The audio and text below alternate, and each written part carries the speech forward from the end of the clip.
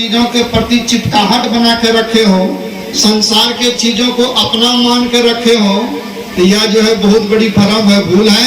इसलिए जाको जाना उत खरा, इत क्यों जोड़े मित। आज हम इसी दुनिया में मित जोड़ने में अपना श्वास को बर्बाद कर लेते हैं। ये हमारे महापुरुष कहते हैं, भाई मनुष्य शरीर में जगिए। जगने का अर्थ होता है कि इस शरीर से भी सुन रहे थे न, पहले मानव जीवन में ही खान पान सुधार लीजिए, मानव जीवन में ही कर्म का सुधार कर लीजिए, मान का सुधार कर लीजिए।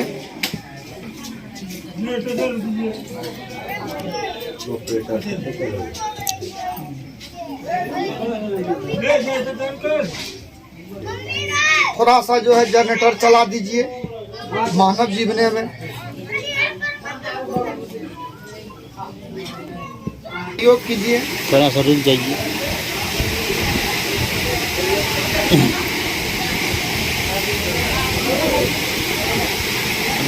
तो सदगुरु कहते हैं, जाको जाना उदघरा, इत क्यों जोड़े प्रीत। और जैसे घर पर घर पाहुना उठाए राखे चीज। मानव जीवन में सदगुरु ये हमको आपको जीने की युक्ति बताते हैं। अगर चाहते हो कि यह जीव जो है कल्याण की रास्ता में चले जाए, यह जीव उद्धार में चले जाए, यह जीव भव पार चले जाए, तो कैसे जीना पड़ेगा। संसार में रहिए, जैसे नाव रहती है नदी में, ध्यान दीजिएगा, नाव रहती है नदी में, ऊपर में नाव चलते रहती है। और अगर नाव में नदी चले जाए तब क्या होगा बाबा। अगर नाव चलती है नदी में कोई दिक्कत नहीं है, और नदी अगर नाव में घुस जाए तब क्या होगा, नाव डूब जाएगी। उसी तरह संसार में रहना अच्छी बात है, पर भीतर में संसार का बग जाना हर समय, हाय बेटा, हाय बेटी, हाय धन, हाय संपत्ति, हाय कार, हाय कुटुंब, यही हाय हाय करके अगर शरीर छोड़ दीजिएगा तो ये जीव 84 में चला जाएगा। ध्यान दीजिए, अगर यह ज्ञान हो जाए कि ये हाय हाय करने से बढ़िया है कि हमको अपना कल्याण करते हुए मानव जीवन में अच्छे से रहना है, अच्छा बोलना है, अच्छा खाना है, अच्छा सुनना। अभी साहब जी कह रहे थे ना जगदीश बाबू के बारे में, भाई अच्छा खाना क्या है। अच्छा खाना यही दारू पीना अच्छा खाना है भैया। क्या गुटखा खाना अच्छा बात है, क्या मांस खाना अच्छी बात है। अब अच्छा जीना क्या है।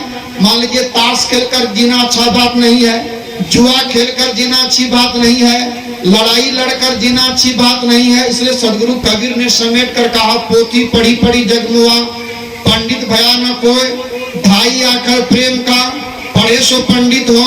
मानव जीवन में प्रेम की पढ़ाई पढ़कर जो दुनिया से चला गया, समझिए वही स्वर्ग में है, वही जन्नत में है, वही बैकुंठ में है, और वही उसी का कल्याण हो गया। समझ गए।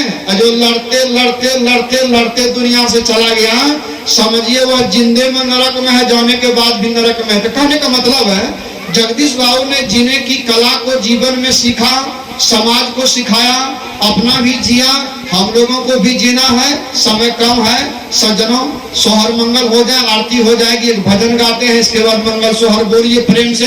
क्या हमारे साहब जी जो हैं, ऐसी कोई बात नहीं है जो बात नहीं कहे हैं। अब है क्या भाई, अभी कान से सुन लीजिए, वो कान से निकाल दीजिए, तब तो कोई बात नहीं। सत्संग में कई तरह के लोग जाते हैं बाबा। एक लोग होते हैं आपका जो चलनी स्वभाव का, चलनी देखे हैं, माँ बहन क्या करती है, वो उससे आटा चालती है। तो चलनी का काम क्या होता है, चलनी जितना बढ़िया चीज है उसको नीचे गिरा देता है, और जो कचरा होता है उसको ऊपर में रख लेता है, ये नहीं करता है। तो कुछ लोग ऐसे होते हैं, सत्संग में जाते हैं, संतों की वाणी को सुनते हैं, लेकिन संत जो अच्छी बात कहे, ज्ञान वर्धक बात कहे, जीवन कल्याण की बात कहे, सुधार की बात कहे, प्रेम से रहने की बात कहे, इस सब बात पर ध्यान नहीं देंगे। इस बात पर ध्यान देंगे, बाबा जी का दाढ़ी कितना लंबा था, बाबा जी कितना लंबा था, बाबा जी को पगड़ी था कि नहीं था, बाबा जी उजला था कि बाबा जी करिया था, कि बाबा जी हर दिन का था, कि बाबा जी गाया कि बाबा जी ने गाया।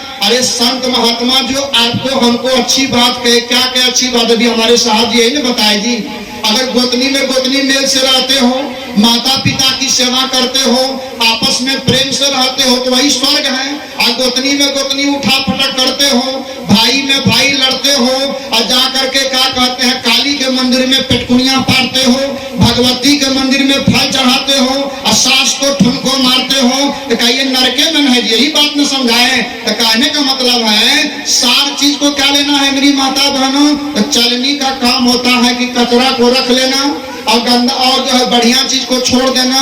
कुछ लोग इसी ढंग का होते हैं, अच्छी बात को छोड़ देगा और जो बात अच्छी नहीं होगा उसी को पकड़ लेगा। और कैसा होता है मेरी माता बहनों? आप लोग उखल के बारे में जानते हैं, पुरानी माँ बहन, उखल का स्वभाव क्या है?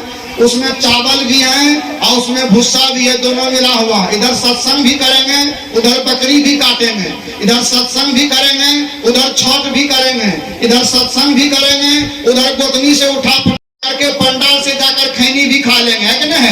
इधर प्रवचन भी कर लेंगे और उधर जाएंगे थोड़ा सा गाजा में भी चिलम मार देंगे, तो नहीं इधरे का नहीं उधरे का, वो उखड़ वाला स्वभाव हो गया, समझ गए? लेकिन संत कबीर साहब कहते हैं सत्संग सुनने वाले का स्वभाव कैसा होना चाहिए, मानव का स्वभाव कैसा होना चाहिए, ज्ञानी का स्वभाव कैसा होना चाहिए? मानव ऐसा चाहिए, साधु ऐसा चाहिए, और जैसे सूप स्वभाव सार सार को गही रहे थोथा दे, है ना?